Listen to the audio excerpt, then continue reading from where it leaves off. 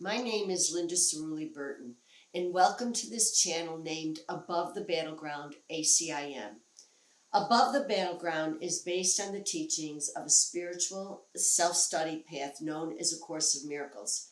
I've been a student of A Course of Miracles since 1992, and frankly, when I started, I had dark brown hair. Anyway, today the topic that I wanted to focus on was guilt. This is a topic with which I feel I am so qualified and have been so filled up with that surely I can address this. So there is a bedrock of this inside of the wrong mind. So as I've been discussing with you, we have the wrong mind, the ego mind, the right mind, the mind of God, and the decision maker who will choose between the two. Buried inside of that wrong mind is a bedrock of guilt. And it's very, very unconscious. It's certainly not something that is something that people think about. So let me explain. There is in this foundation the thought that we committed a grave sin. And that sin was the desire to be like God. And so what we did was we actually usurped the power of God. And then we were horrified at what we had done. We had taken away the power of God. And now we were going to be punished for it. And so what we have done in this wrong mind is run, try to hide. We want to hide because we've usurped the power of God, and God is furious with us, and there will be great punishment associated with what we have done. Now, the issue is that we don't think like this. We don't think like this. But there are just all these really funny, bizarre sort of echoes that come through inside of our ego minds and then the constructs of our ego lives, right?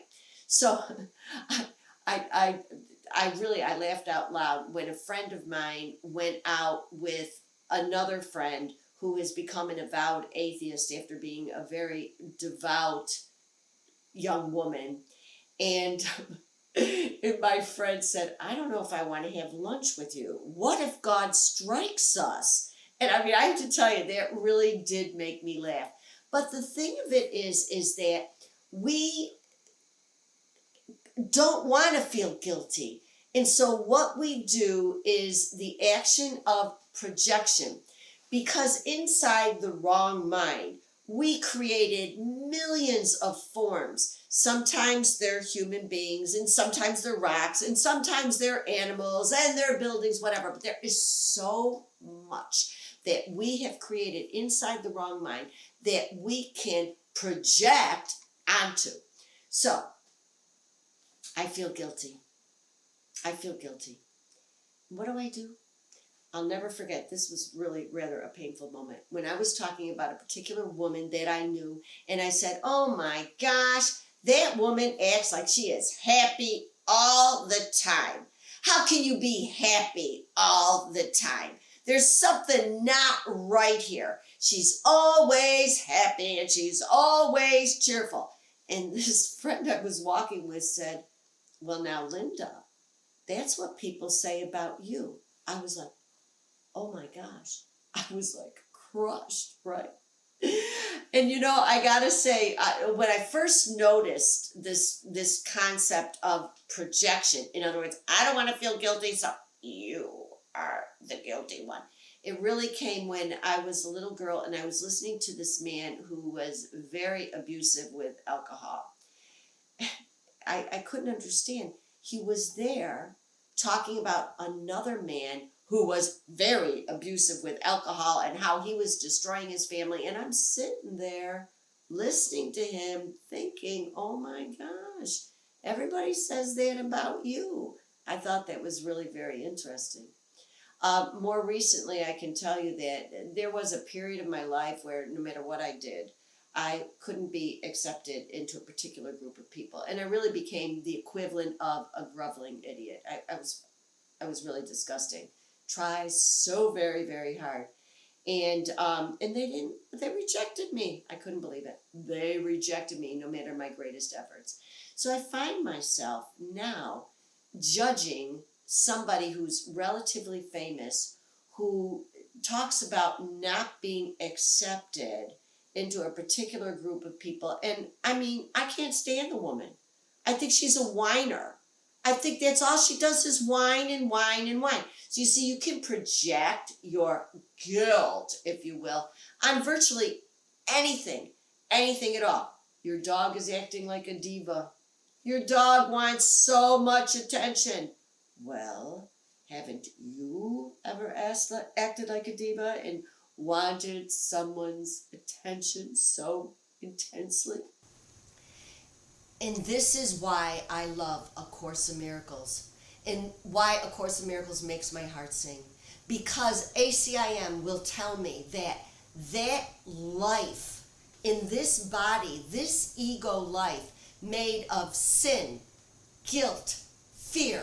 Sin, I separated from God. Guilt, I feel awful about separating from God. Fear that I will be punished. There will be retribution against me for what I have done. It's false. It is a false self. It is an unreal self. Only the real self can be found in the mind of God. God created me. I am in the mind of God still. I never left. God does not know of me leaving. Now, I'll tell you, whether I use projection to feel innocent by putting it out there on anything out there, a person, a place, a thing, whether I do that or whether I take it out on my own body, my guilt in my mind, none of it is real. There's only one thing that is real. Only the love is real. And I will share a practice that I've incorporated into my daily life to help me realize the innocence with which God views me. Thank you for sharing your time.